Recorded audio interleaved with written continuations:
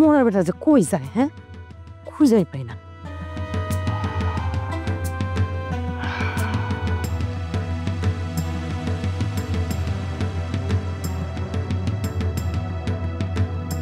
খুঁজতে খুঁজতে জীবন শেষ।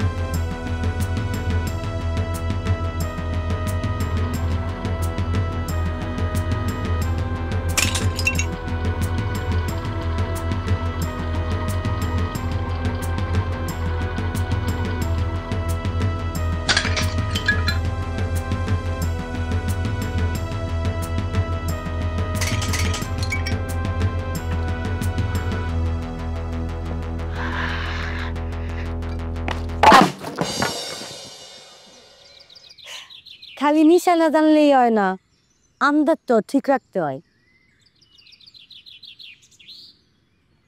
চুমকি, কাজটা তুই ঠিক করলি না। এটা বাপ দাদা 14 পুরুষের লাঠি, এটার সাথে তামাশা করা তো ঠিক হয়নি। এই লাঠি এই বংশের ইজ্জত রক্ষা করছে। আমার দাদাই বলতো বড় খান বাহাদুর এই লাঠির কদর করতে। এটার সাথে তুই তামাশা করলি, এই লাঠির নিশানা তুই নষ্ট করে দিলি। সর্দার, এই যে দেখেন আমি কানে ধরছি, এমন ভুল আর কোনোদিনও করুন না। থাক, কানে ধরতে হইব না। কি করতে আইছিস সেটা বল। তাড়াতাড়ি চলেন, জমিদার বাড়িতে মেহমান আইতেছে। গড়দর ঠিক করতে হইব না, দরজা খুলে দেন। কিন্তু কে আইব সেটা তো বললি না। জানবেন সভাপতি সাহেব আইছে, সব জানবেন। আরে তুই বল না কে আসবে। কে আইব সেটা তো কইতে পারি না, তবে সভাপতি সাহেব কইলো স্পেশাল মেহমান আসবো। আমি জিজ্ঞেস করলাম স্পেশাল মেহমান আবার কে? তখন উনি কইলো এই বাড়িরই মানুষ। বলিস কি রে, এই বাড়িরই মানুষ?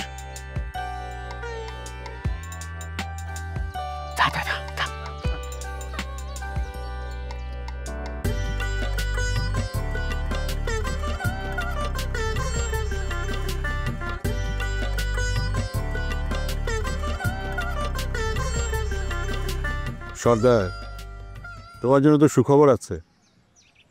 এই বাড়ির মানুষ আসছে। কে আসছে সভাপতি সাহেব? এই জমিদার বাড়ির উত্তরাধিকারী ছোট খান বাহাদুর। ছোট খান বাহাদুর? তারে তো আমি ছোটবেলায় একবার দেখেছি।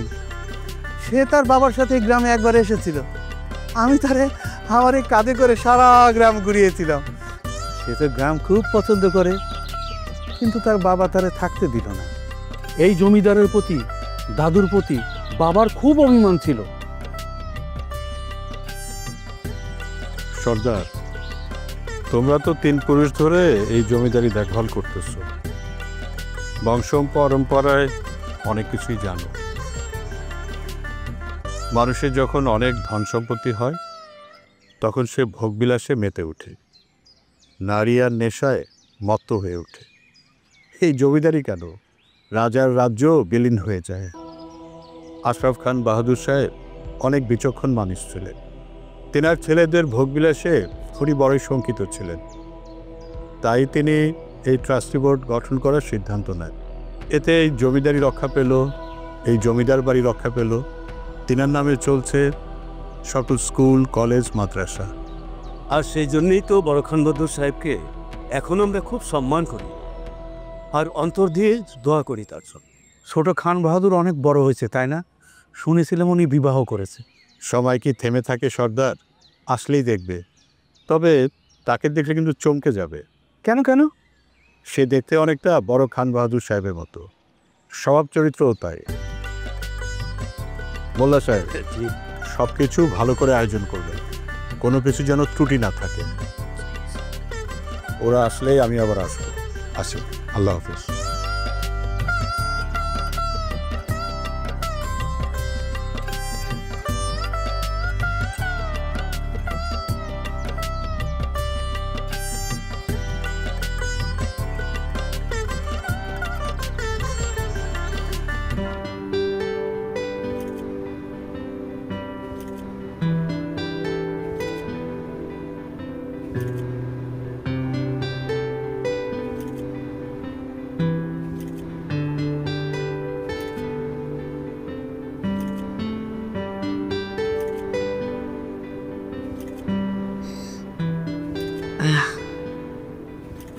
এখানকার বাতাসটা এত মিহি, প্রাণ ভরে শ্বাস নেওয়া যাচ্ছে। তাই এখানকার বাতাস যে মিহি তুমি কি করে বুঝলে? যে কোনো অ্যাজমার পেশেন্ট খুব ভালো করে বোঝে কোনখানকার বাতাস মিহি, কোথাকার বাতাস ভারী। ঢাকা শহরের বাতাস এত বিষাক্ত, প্রাণ ভরে শ্বাসই নেওয়া যায়। তাহলে তো ম্যাডাম আপনার কোনো চিন্তাই নেই। আপনি এখন যেখানে যাচ্ছেন সেখানের বাতাস মিহির উপর মিহি, চারিদিকে সবুজ গাছপালায় ভরা। বাতাসে এত শান্তি ম্যাডাম যে একদিন না খেয়েই পার করা যাবে। তাহলে তো আজকে খাওয়া দাওয়া না করলেই হবে, কি বলো? কথাটা অবশ্য খারাপ বলেননি ম্যাডাম। ম্যাডাম একটা কথা, এই যে আপনাদের এত বড় জমিদার বাড়ি, এত এত সম্পত্তি, এইগুলো ফেলায় রেখে ঢাকায় কেন পড়ে আছেন এটাই তো বুঝি না। মানে তুমি এত সব কি করে জানলে? কি যে বলেন ম্যাডাম, আমি জানবো না জানবে কিনা? এই যে জমিদার বাড়ির পাশের গ্রামেই তো আমার বাড়ি, সব আমার কানে চলে আসে। এই যে স্যারদের এত বড় জমিদার বাড়ি, এত এত সম্পত্তি, আর ওই জমিদার বাড়ির ভিতরে অনেক অনেক গুপ্তধন লুকানো আছে, আর একটা সোনার সিন্ধুকও আছে। সে তো সবাই জানে। স্যার নিশ্চয়ই আপনারা কইছে। ম্যাডাম একটা কথা, ওই সোনার সিন্ধুকটা দেখার খুব শখ আমার একটু সুযোগ করে দিন ম্যাডাম। তোমাদের যে সোনার সিন্ধুক আছে তা তো কখনো বলনি। আরে বাবা, আমি কয়বার গিয়েছি ওখানে বলো? সে ছোট্টবেলায় গিয়েছিলাম, এরপর তো যাওয়াই হয়নি। তারপর চলে গেলাম বিদেশে পড়াশোনার জন্য। সেখানে গিয়ে তোমার সাথে পরিচয়, তোমার সাথে প্রেম, তারপর তো আমরা বিয়ে করে ফেললাম। আচ্ছা, তুমি আমাকে এই কথা কেন জিজ্ঞেস করছো? You know everything about me. কোনো কিছু তো তোমার কাছে অজানা না। হ্যাঁ, আমি জানি, আমি অনেক গল্পও শুনেছি, তোমার দাদি অনেক সুন্দরী ছিলেন সেটা শুনেছি, কিন্তু আমি আসলে সিন্ধুকের কথা কখনো তুমি আমাকে বলনি।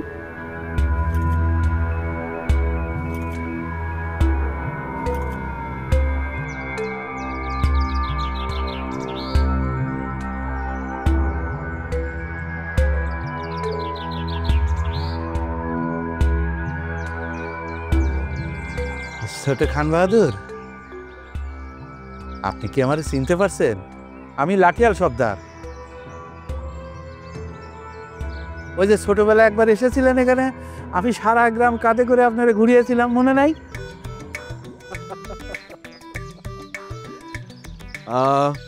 তখন তো আমি অনেক ছোট ছিলাম, এখন তো অনেক বড় হয়ে গেছি। শুধু বড়ই হন নাই, একেবারে বড় খান বাহাদুর সাহেবের মতো হয়েছে। আপনি খান বাহাদুরকে দেখেছেন? হ্যাঁ, আমরা তো রোজই বড় খান বাহাদুরকে দেখি। মানে কি করে? জমিদার বাড়িতে বড় খান বাহাদুরের ছবি আছে না?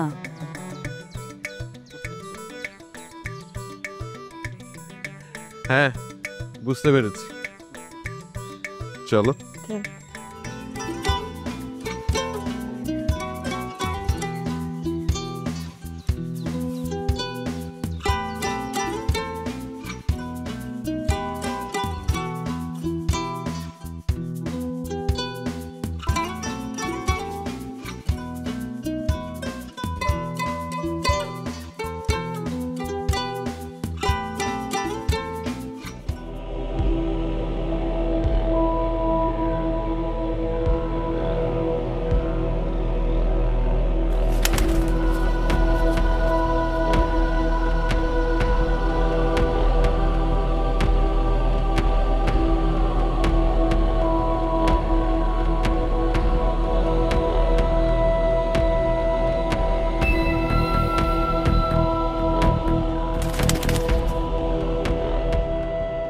আমি তো ভয় পেয়ে গেছিলাম, ভেবেছিলাম। কি ভেবেছিলে? ভূত? কি যে বলো না তুমি। শোনো শোনো, এখানে ভূত থাকবে না, তবে জিন থাকতে পারে। এখানে জিন থাকাটা স্বাভাবিক। কি বলো এসব? হ্যাঁ, সত্যি বলছি তো। আর তোমার মতো যদি একজন সুন্দরীকে দেখতে পায়, তাহলে তো তাদের মাথা খারাপ হয়ে যাবে। আচ্ছা, আমাকে দেখলেই আমার পেছনে তোমার লাগতে হবে। আচ্ছা, তোমার দাদু কি এরকম ছিলেন নাকি? কেমন? দুষ্টু? না, romantic. Oh he was a very romantic person. তুমি জানো আমার দাদা মুর্শিদাবাদ থেকে মিস্ত্রি এনে এই প্যালেসটা তৈরি করেছেন। সি হাউ রোম্যান্টিক হি ওয়াজ। আচ্ছা চলো তোমাকে ওদিকতে থাকে, ইটস ভেরি ইন্টারেস্টিং। ইসকে আপনার বললে আনারের জুস নিয়ে আইছি, খায় দেখেন অনেক মজা পাইবেন। শুনেন, এখানে সব কিছু তাজা তাজা খাইবেন আর মজা পাবেন। খাবেন না? না না, থ্যাংক ইউ সো মাচ, পরে খাবো। আচ্ছা।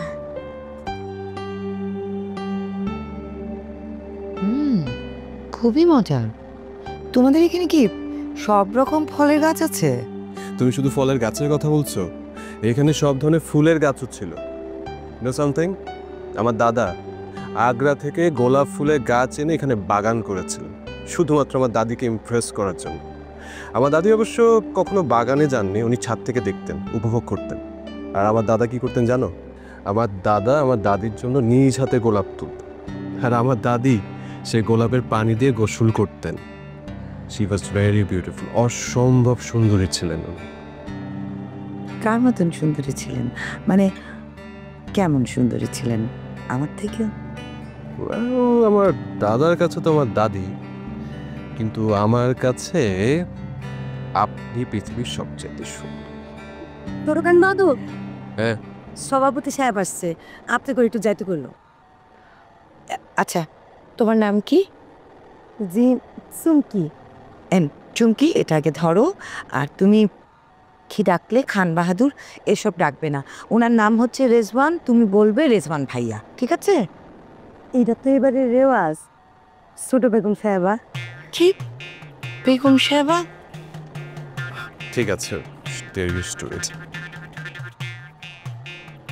কিছু মনে করবেন না, কিছু জরুরি কথা আপনাদেরকে বলতে চাই।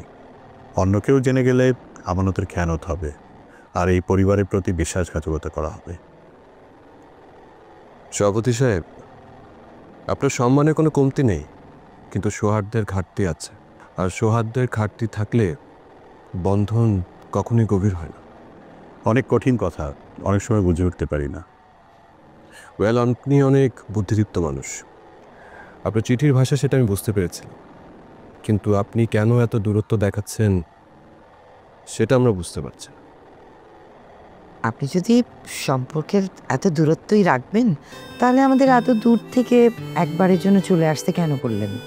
সম্বোধনের দূরত্ব থাকলে সম্পর্কও তো গভীর হয় না। আর আমি যতটুকু জানি, গ্রাম সম্পর্কে আপনি তো আমাদের চাচা হন, আর আমরা আপনার সন্তানের মতোই। আপনি আমাদেরকে তুমি করে বলবেন, তাহলে আমরা সম্মানিতও বোধ করব আর স্বস্তিও পাবো। সময় সব কিছু বলে দেবে, তবে আমি রীতি মেনে চলার মানুষ। রীতির বাইরে কোনো কিছু করা আমি পছন্দ করি না। আমি কথা দিচ্ছি, সব কিছু ঠিকঠাক মতো চললে আমাদের সম্পর্কটা আরো মধুর হবে। বসুন। জরুরি কাজগুলো একটু সেরে ফেলি। চৈত্রে প্রখর রোদে জমিদার বাড়ির সামনে দিয়ে ছাতা ফুটিয়ে কেউ যেত না। এটা ভয় না, ভক্তিতে। বড় খান বাহাদুর সাহেব অন্যায় আর ব্যভিচারের প্রতি ছিলেন কঠোর, পাশাপাশি গ্রামের মানুষদের প্রতি ছিলেন অত্যন্ত কোমল হৃদয়ের অধিকারী। তিনি মসজিদ, মন্দির, মাদ্রাসা, স্কুল, কলেজ, হাসপাতাল সব কিছুই করেছেন, শুধু পারেননি তার সন্তানদেরকে নিজের মতো করে মানুষ করতে। 3 সন্তানই ছিলেন নারী আর নেশায় আসক্ত। এই কথাগুলো কি বলা খুব জরুরি? জরুরি কিনা জানি না, তবে জানানোটা অনেক জরুরি। It's okay, it's okay. সত্যি জানতে আমার কোনো আপত্তি নেই, আপনি বলুন। না, যে এই সত্যি কষ্ট দেয় সেটা জানানোটা কি খুব দরকার? পৃথিবীতে যে যা করবে তার ফল তো তাকে এখানে ভোগ করতে হবে। আমার বাবা আর চাচারা এত ভোগবিলাসে মত্ত ছিলেন যে তাদের কোনো কাণ্ডজ্ঞান ছিল না। আর আমার বড় চাচা তো মদ্যপানের কারণে লিভার সিরোসিসে ভুগছিলেন, তারপরেও তাকে থামানো যায়নি। একটা পয়েন্টে আমার দাদা তার 3 ছেলের উপর তিক্ত বিরক্ত হয়ে এই জমিদারি সম্পত্তি থেকে তাদেরকে বঞ্চিত করে। I know everything. আসল সত্যটা কিন্তু একটু অন্যরকম। বড় ছেলে জমিদারি দেখতেন আর 2 ছেলে তাকে সহায়তা করতেন, কিন্তু বড় খান বাহাদুরের অজান্তে 3 ভাই অবৈধভাবে জমিদারিটা বিক্রি করে দেন। এর মধ্যে বড় ছেলে লিভার সিরোসিসে মারা যান। বড় খান বাহাদুর সব কিছু জানতে পারেন। তখন তিনি একটা কঠিন সিদ্ধান্ত নেন, ট্রাস্টি বোর্ডের নামে সকল সম্পত্তি লিখে দেন। উইলে একটা কঠিন শর্ত দেন, এই বংশের সৎ এবং চরিত্রবান কোনো বংশধর যদি থাকে তাহলে সেই ট্রাস্টি বোর্ডের টাকা পয়সা এবং সুযোগ সুবিধা ভোগ করতে পারবে। বুঝলাম না, আপনার কাছে মনে হচ্ছে যে আমি সেই উইলের জন্য উপযুক্ত? আপনি আমাকে কতটা চিনেন, কতটা জানেন আমার ব্যাপারে? আপনি পুরোটাই। আপনার বেড়ে ওঠা, বিদেশে যাওয়া, পড়াশোনা করা, প্রেম, পরিণতি, দেশে ফিরে আসা, ব্যবসা শুরু করা, ব্যবসার উত্থান পতন, সব কিছু মানে আপনি এত কিছু কি করে জানলেন? জানতে হয়। আমি যে গুরুদায়িত্বে আছি সেটা রক্ষা করা অনেক কঠিন, কিন্তু আমাকে পালন করতে হবে। এই নিন, এখানে উইলের নকল আছে আর সোনার সিন্ধুকের চাবিটা আছে। সোনার সিন্ধুক মানে? খান বাহাদুর সাহেবের সোনার সিন্ধুক। মানে সিন্ধুকটা সোনার না এর ভেতরে সোনা রাখা হতো? আমরা জানি সিন্ধুক ভর্তি সোনা আছে, যে সেই সোনা না, রাজা রানীদের ব্যবহার করা গহনা। বড় খান বাহাদুর অনেক গহনা কিনতেন বেগম সাহেবের জন্য, সেগুলোই এখানে রাখা ছিল। সোনার অলংকারগুলোর অ্যান্টিক ভ্যালু অনেক। আর হ্যাঁ, এখানে 3 লক্ষ টাকা আছে হাত খরচে। আর কোনো কিছুর প্রয়োজন হলে সর্দারকে ডাকবেন, সব কিছু পেয়ে যাবেন। তো অনেক কথা হলো, আমি এবার আসি।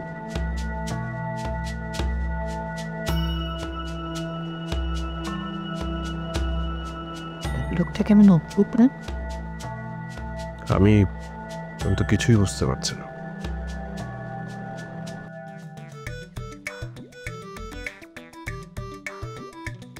চুমকি ভালো আছে না? বুঝছো চুমকি, আমার সেই দুবাইতে চাকরি হয়েছিল। তাও কি, দুবাইয়ের শেখের মেয়ের গাড়ি চালানোর চাকরি। মানে আমার চেহারা সুন্দর তো, ওরা ছবি দেখলে সবাই পছন্দ করে। বুঝছি। তা আপনি দুবাই যেতেছেন কবে? আরে ও গেলে তো চলেই গেলাম, এই তোমার টানে সব সাইরে সুরে চলে আসলাম। আমি তো আপনার টানি নাই। টানো নাই? আরে পাগল, মনের টান সবসময় বোঝা যায় না, এটা বুঝে নিতে হয়। একদিনের দেখায় এত টানাটানি ভালো না। একদিনের দেখা হয়েছে, কি হয়েছে? হ্যাঁ, তারপরে মনে হয় যে খুব চেনা, খুব আপন আপন লাগে। মায়া মানুষ দেখলেই আপন আপন লাগে না? জান তো, জান, আমার কাজ করতে দেন। এই শোনো চুমকি, তুমি কিন্তু আমার লুচ্চা লাফাঙ্গার ভাইবো না। হ্যাঁ, আমার চেহারাটা যেমন সুন্দর, আমার চরিত্রটাও তেমনই সুন্দর। আচ্ছা, তোমার প্রতি এই যে ভালো লাগা, তোমার সম্পর্কে এটা ওটা জানতে চাও, এটা কি খুব অপরাধ? তাহলে তুমি আমার খুব কষ্ট দিলা, ব্যথা দিলা। যাই। জান কই আবার খাড়ায় আছেন কেন? হ্যাঁ, জান। সত্যি সত্যি যাবো তো আরো বড় ব্যথা দিলা।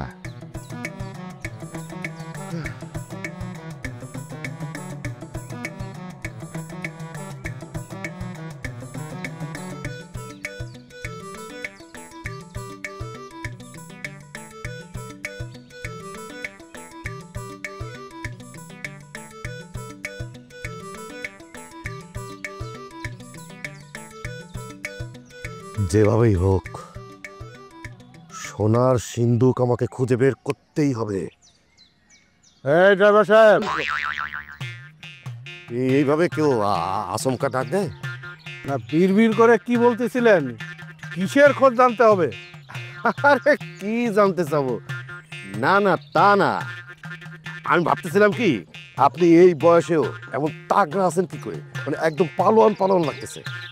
লাঠিয়ালরা এভাবেই থাকে, বয়স বৃদ্ধি হলেও শরীর বৃদ্ধি হয় না। না, তা আপনার দেহে বোঝা যাচ্ছে। আচ্ছা, এই না, শুনেছি যে এই লাঠিটা নাকি ওই আপনাদের পূর্বপুরুষের লাঠি। 3 পুরুষের লাঠি। এই জমিদার বাড়ির দিকে যদি কেউ খারাপ দৃষ্টিতে তাকাইছে তাহলে এই লাঠি তার মাথা ফাটায় দিত। আর এখন যদি কেউ কোনো কুনজরে তাকায় তাহলে তার মাথাটা আমি ফাটায় দিই।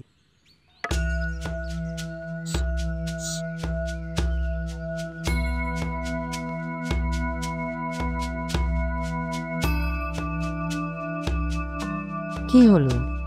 চা তো ঠান্ডা হয়ে গেল। কে?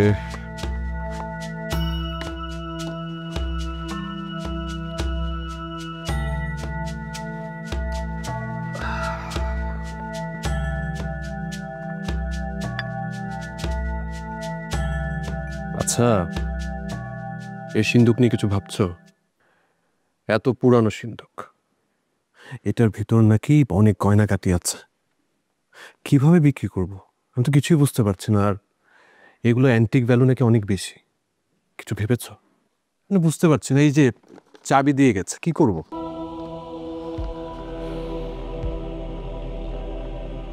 তুমি খুলে দেখো না।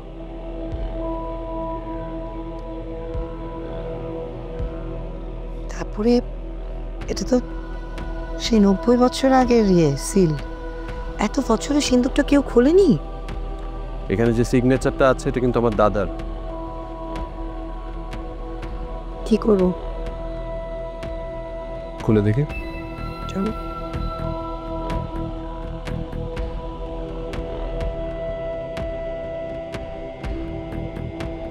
খোলো।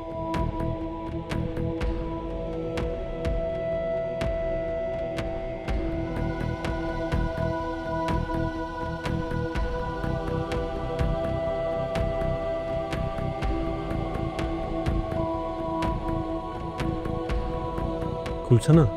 না, তুমি ট্রাই করো। ওকে। খুলছে না তো।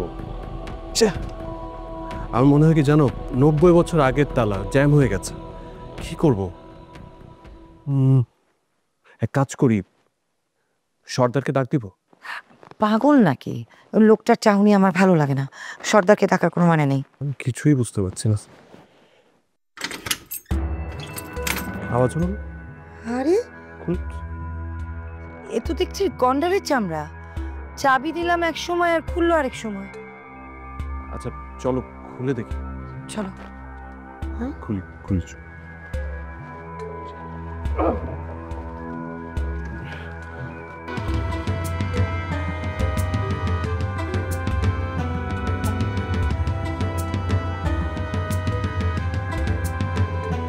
মানে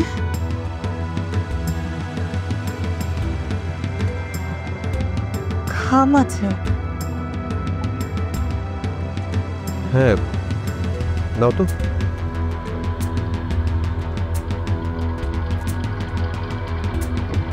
খোলো।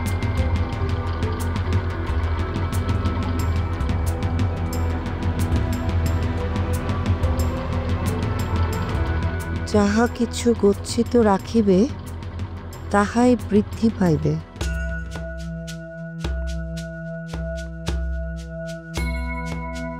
যাহা কিছু গচ্ছিত রাখিবে তাহাই বৃদ্ধি পাইবে।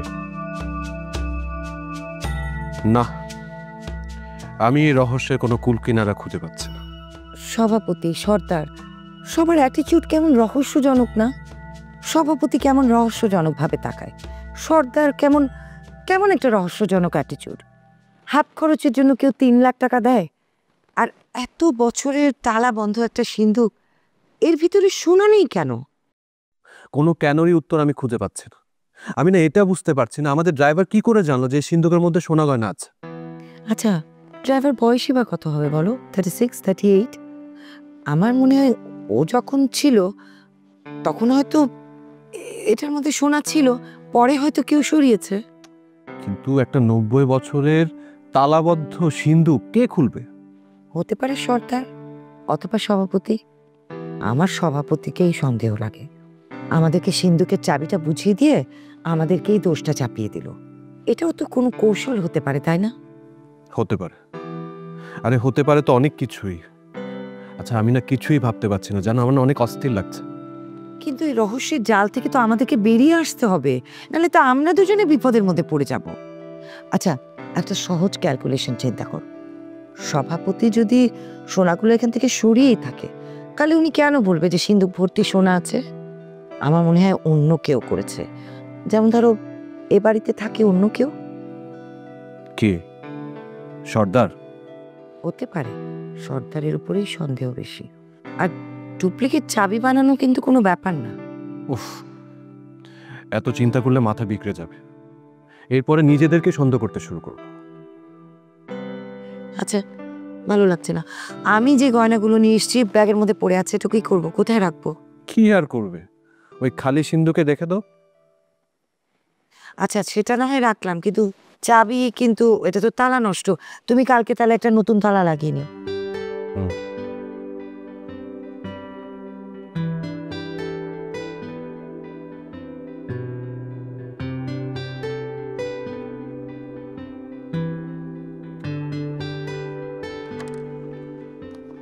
আচ্ছা, এক কাজ করো, এই বিলটা একটু রেখে দাও।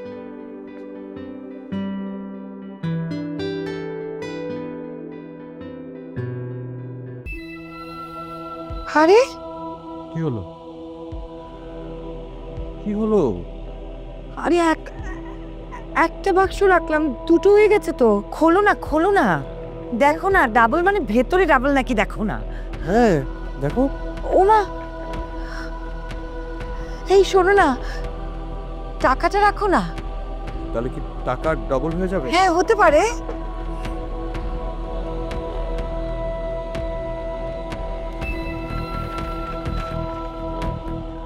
হ্যাঁ, এটা রাখো। এটা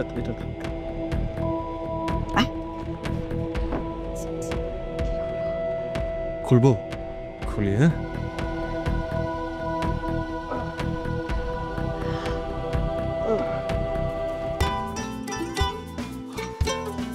ও মাই গড, হ্যাঁ,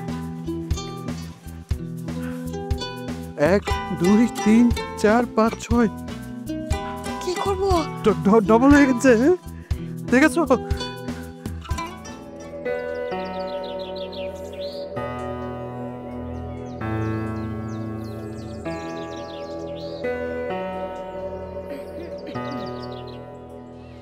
কথা নেই তোমার সাথে। ড্রাইভার ভাই, আপনার মন খারাপ করে বসে আছেন কেন? দেখেন, আমি নিজে হাতে কত সুন্দর করে আপনার লাগে চা বানায় নিয়ে আসি। আমার এই চা খাইলে আপনার মনের ব্যথা, বুকের ব্যথা, মাথা ব্যথা সব ভালো হয়ে যাবে। ওরে চুমকি রে, আমি যে তোমারে কত ভালোবাসি আমি বলে বোঝাতে পারবো না। একদিনের দেখায় মানুষ এত ভালোবাসে কেমন, এইটাও আমি বুঝি না। এই সারা রাত ধরে আমি এইটাই ভাবছি আর নিজের কাছে নিজের প্রশ্ন করছি যে প্রথম দেখাতেই সব। পরে একটা গান মনে পড়ছে, ওই গানটা শুনুননি? কোন গানটা? তারে আমি চোখে দেখিনি, তার অনেক গল্প শুনেছি, তার গল্প শুনে তারে আমি একটু একটু ভালোবেসেছি। শুনুনি? শুনেন, আমার তেমন কোনো গল্প নাই। আমার গল্প খুব সাধারণ। আর একটা গরিব মানুষের মাইয়া এই জমিদার বাড়িতে কাজ করে খাই, আর কিছুই নাই। না, তুমি নাকি এই জমিদার বাড়ির অন্দরমহল দেখাশোনা করো। আচ্ছা চমকি, এই কোন জায়গায় কোন জিনিসটা আছে এটা তুমি জানো? তা তো জানি। আচ্ছা, যে সোনার সিন্দুকটা কোন জায়গায় আছে জানো? ওইভাবে তাকায় না, মানে আমি শুধু চোখের দেখা দেখবো, আমার তো শখ। চাঁদ চাঁদ চাঁদ চাঁদ দিছে,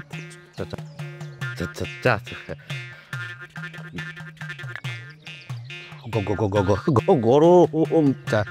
ড্রাইভার, স্যার,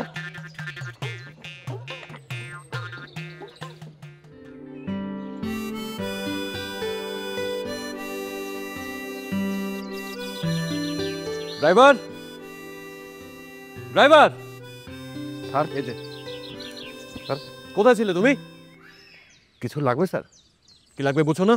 হ্যাঁ, এটা এটা এটা জমিদার বাড়ির বাগান, হ্যাঁ, একটা ফুল নাই খাকা করছে, এটা কোনো কথা?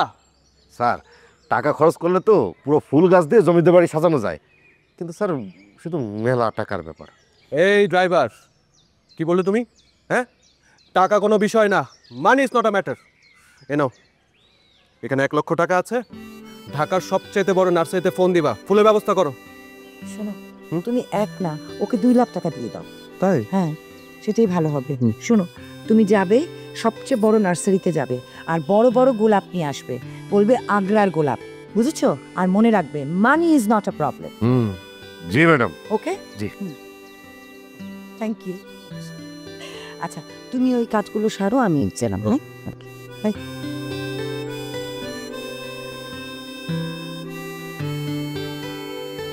সর্দার, সর্দার কোথায় গেল? যে কোথায় থাকো? ছোট খান বাহাদুর, বলুন কি করতে হবে? কি করতে হবে বোঝো না? হ্যাঁ, এত পুরাতন একটা বাড়িতে কি থাকা যায়? উফ, শোনো, এই প্যালেসটাকে রং করে একদম নতুন করে ফেলো। কি বলেন ছোট খান বাহাদুর? সে তো মেলা টাকা লাগবে। আরে বাবা, টাকা কোনো বিষয় না, 5, 10, 15 কত লাগবে তোমার? দাঁড়াও, এই যে এ ধরো, এখানে 5 লক্ষ টাকা আছে। হ্যাঁ, কাজ শুরু করে দাও। হ্যাঁ, আরে হা করে কি দেখছো? যাও যাও। হ্যাঁ। কি গাধাগুলো পাল্লায় পড়লো।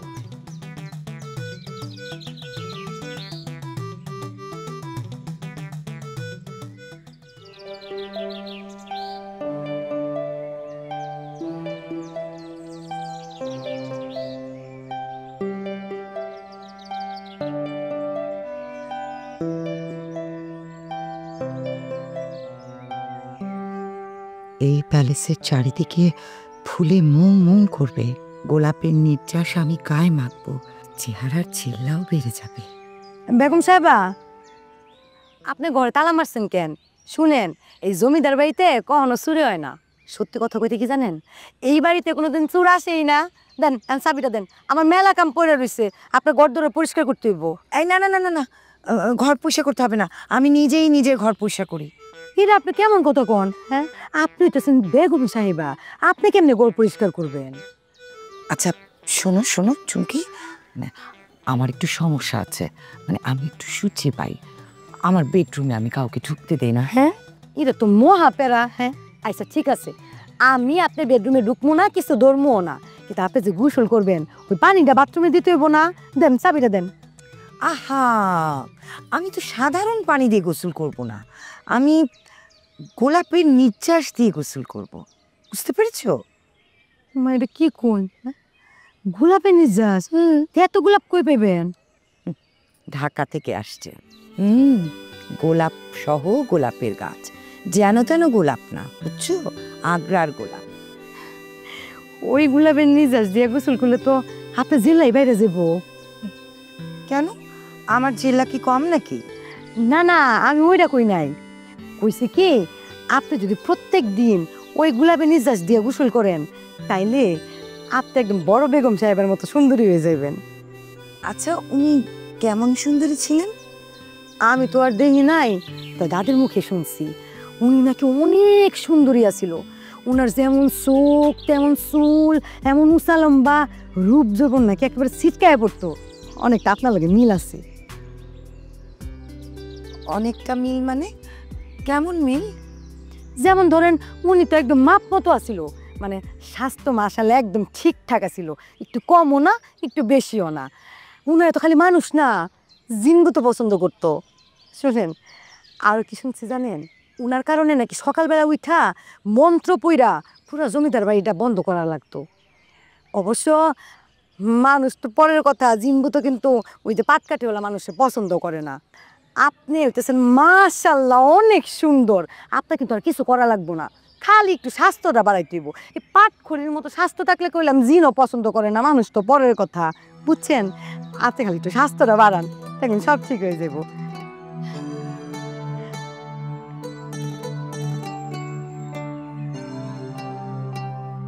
আমার স্বাস্থ্য বৃদ্ধি করতে হবে, সৌন্দর্য বৃদ্ধি করতে হবে।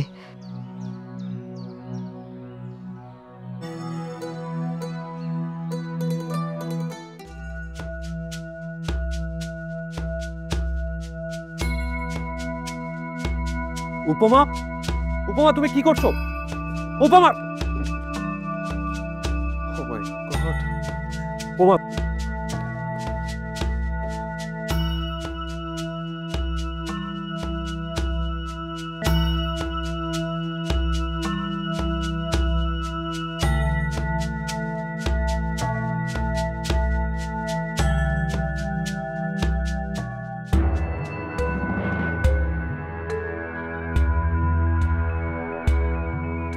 উপমা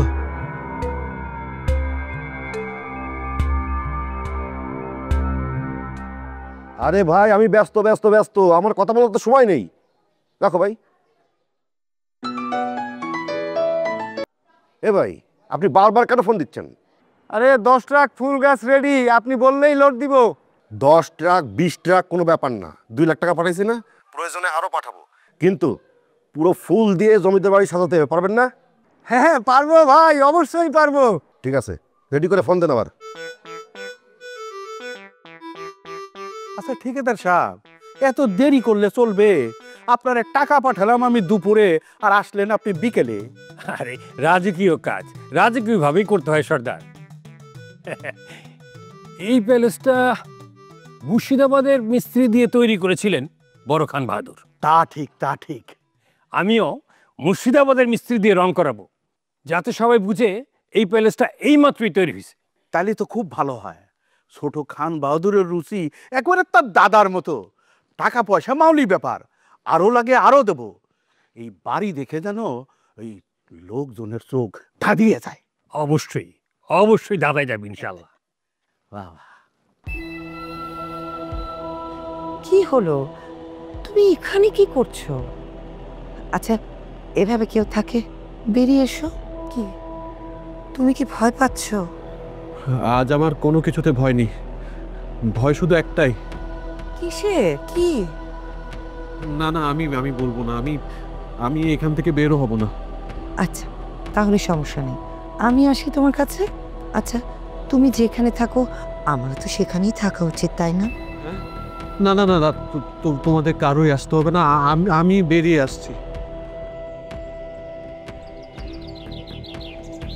বিকাল তো হয়ে গেল, দুপুরেও কিছু খায় নাই। আমি 2 বার যা করান আসছি, কোনো সারা শব্দ কিন্তু নাই। বলিস কি রে চুমকি, খারাপ কিছু হলো না তো? ওরে সর্দার সাহেব, এই! না মানে স্যার ম্যাডাম এমনই, মানে ঘুমাইলে কোনো হুঁশ থাকে না, মনে করেন খাওয়া তো দূরের কথা, দিন রাত কোনো হিসাবই থাকে না।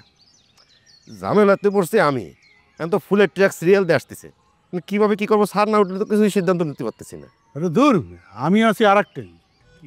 এই যে এই প্যালেস রং করার জন্য মিস্ত্রি এসে বাইরে অপেক্ষা করতেছে, তাদের যে আমি কি বলবো আমার তো মাথায় ঢুকতেছে না। আচ্ছা চুমকি, আর একটা বার চা না, গিয়ে একটু খোঁজ নে। যা যা, যা যা। আমিও সাথে যাই। এদিকে আসো। সাথে যাই। এদিকে।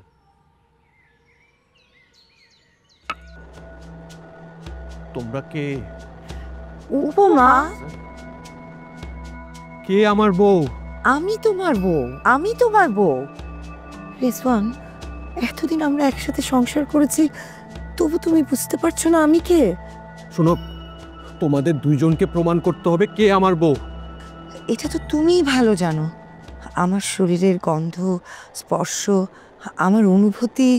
রেজওয়ান, আমরা দুজন স্বামী স্ত্রী। আমার মন, শরীর কোনো কিছু তোমার অজানা নেই। আমার কাঁধের তিলটাও তোমার অনেক পছন্দ। উফ, আমি না পাগল হয়ে যাব। তোমরা কেন বুঝতে পারছো না? আমি না অনেক অনেক বিপদের মধ্যে পড়ে যাব। হ্যাঁ, গ্রামের সভাপতি আমার মাথায় ঘোল ঢেলে আমাকে গ্রাম থেকে বের করে দিবে। তোমরা বলো, কে আবার উপমা? বলো প্লিজ, প্লিজ বলো না, প্লিজ। আমার বউকে বলো। কেন বলছো না? ওকে ফাইন, একটাই উপায় আছে। আমি জানি আমার স্ত্রী, আমার উপমা খুব ভালো নাচ করতে পারে। এখন তোমাদের মধ্যে কম্পিটিশন হবে। তোমাদের মধ্যে যে ভালো নাচতে পারবে সেই আমার উপমা। ওকে, গেট রেডি, গেট রেডি।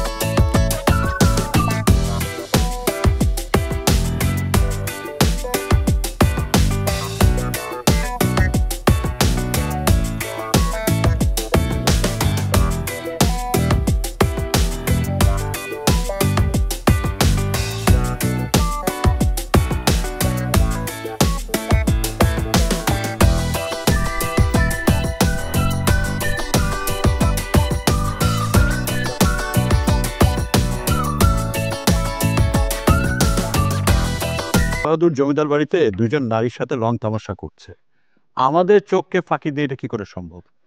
না না, জমিদার বাড়িতে এই অন্যায় চলবে না। এই চলো আমার সাথে। আমি যাব না।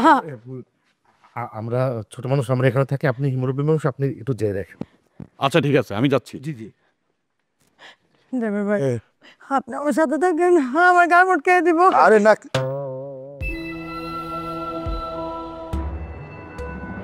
হুবহু একই রকম দুজন, এটা কি করে হয়? বিশ্বাস করেন, আমার কোনো দোষ নেই। দোষ নেই মানে? আপন দুই বোনের সাথে? আমরা দুই বোন না, আমরা একজন থেকে দুজন হয়েছি।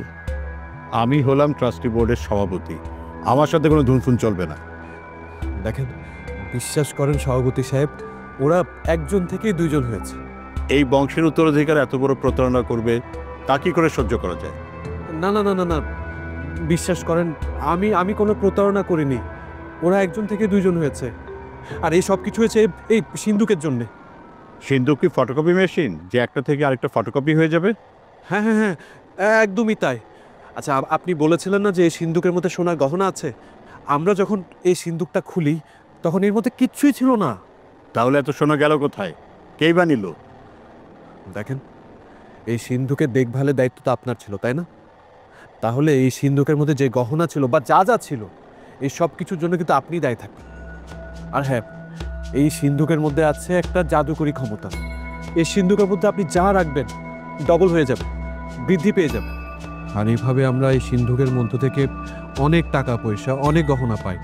এরপর থেকে আমাদের নিজেদের মধ্যে অহমিকার অভিলাষ ভর করে বসলো। এত টাকা পয়সা, গহনা দেখে অস্থিরতা আরো বেড়ে গেল। মন যেন কিছুতেই আর ভরে না। মনে হলো সিন্ধুক যদি সবকিছুই বৃদ্ধি করতে পারে, তাহলে আমার সৌন্দর্য কেন বৃদ্ধি করতে পারবে না? আর তখনই সিন্ধুকে ঢুকে পড়লেন, একজন থেকে দুজন হয়ে গেলেন। এইরকম গাঁজাখুরি গল্প পাগলও বিশ্বাস করবে না। কিন্তু এটাই সত্যি। আপনার বিশ্বাস হচ্ছে না তো? আপনার সামনে আমি সিন্ধুকে ঢুকে দেখিয়ে দিচ্ছি, দাঁড়ান।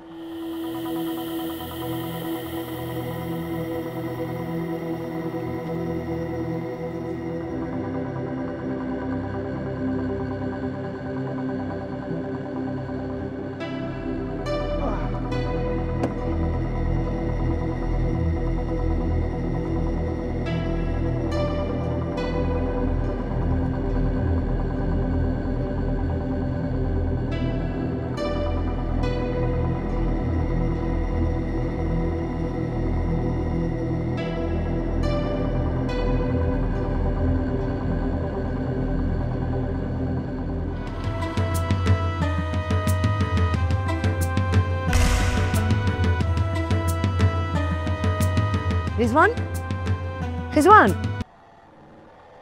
আরে ও ও কোথায়? কোথায় ও? আরে কাকে খুঁজছো? এখানে তো তুমি আর আমি ছাড়া কেউ নেই। হেই, তুমি কি স্বপ্ন দেখছো নাকি? স্বপ্ন? হয়তো একটা অদ্ভুত স্বপ্ন। যাহা কিছু গচ্ছিত রাখিবে তাহাই বৃদ্ধি পাইবে। বোমা, এটা আমার জন্য উপদেশ, সবার জন্য বড় শিক্ষা। তুমি বুঝতে পারছো? আসলেই তো সঞ্চয় করলেই বৃদ্ধি পাবে, মানুষ সমৃদ্ধ হবে। ঠিক তাই। আমাদের আসলে মানুষ দেখানো বিলাসিতা, সেটার কোনো প্রয়োজন নাই। আমরা যদি সবাই সঞ্চয়ী হই, তাহলে আমাদের জীবন সুন্দর হবে, সমৃদ্ধ হবে।